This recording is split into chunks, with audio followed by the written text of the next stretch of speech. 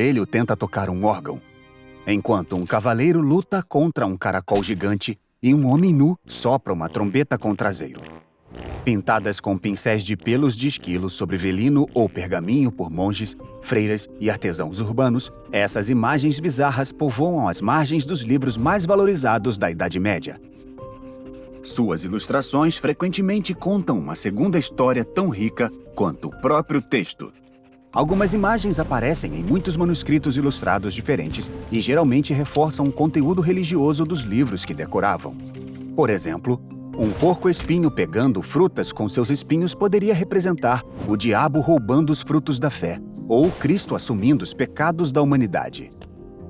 Segundo a tradição medieval, um caçador só poderia capturar um unicórnio quando ele colocasse o chifre no colo de uma virgem.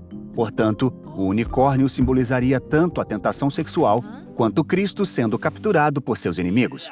Enquanto isso, os coelhos podiam representar a natureza lasciva dos humanos e podiam se redimir por meio de tentativas de fazer música sagrada, apesar de suas falhas. Todas essas referências seriam familiares aos europeus medievais por meio de outras formas de arte e da tradição oral, embora algumas tenham se tornado mais misteriosas. Hoje, ninguém pode afirmar o que significa o tema recorrente de um cavaleiro lutando contra um caracol, ou por que o cavaleiro frequentemente parece perder. O caracol pode ser um símbolo da inevitabilidade da morte, que derrota até mesmo os cavaleiros mais fortes, ou pode representar a humanidade e a necessidade de um cavaleiro vencer o próprio orgulho.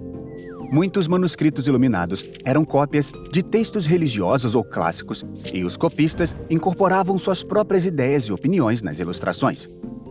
A tuba de traseiro, por exemplo, provavelmente era uma forma simbólica de expressar desaprovação ou adicionar um tom irônico à ação descrita no texto.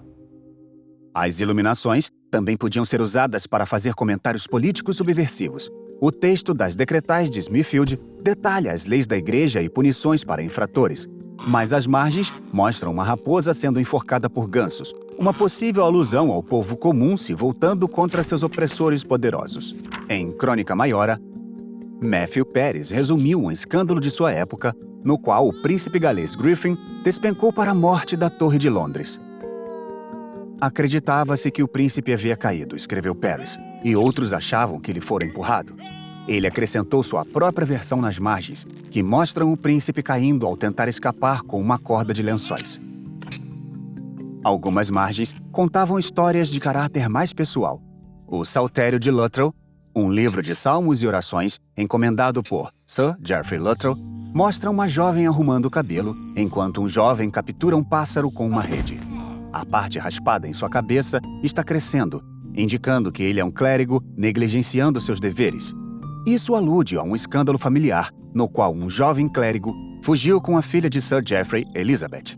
O conselheiro espiritual pessoal da família provavelmente pintou isso no livro para lembrar seus clientes de suas falhas e incentivá-los ao desenvolvimento espiritual. Alguns artistas chegaram a se retratar nos manuscritos. A imagem de abertura das obras reunidas de Christine de Pizan mostra de Pizan apresentando o livro à rainha da França. A rainha ficou tão impressionada com o trabalho anterior de Pizan que encomendou sua própria cópia. Esse tipo de patronagem real permitiu que ela fundasse sua própria editora em Paris. A tradição dos manuscritos ilustrados durou mais de 1000 anos. Os livros eram criados por indivíduos ou equipes para fins tão variados quanto auxílio à oração privada, livros de serviços em igrejas, livros didáticos e talismãs protetores levados para batalhas. Em meio a toda essa variedade, aqueles desenhos curiosos nas margens são uma janela única para a mente dos artistas medievais.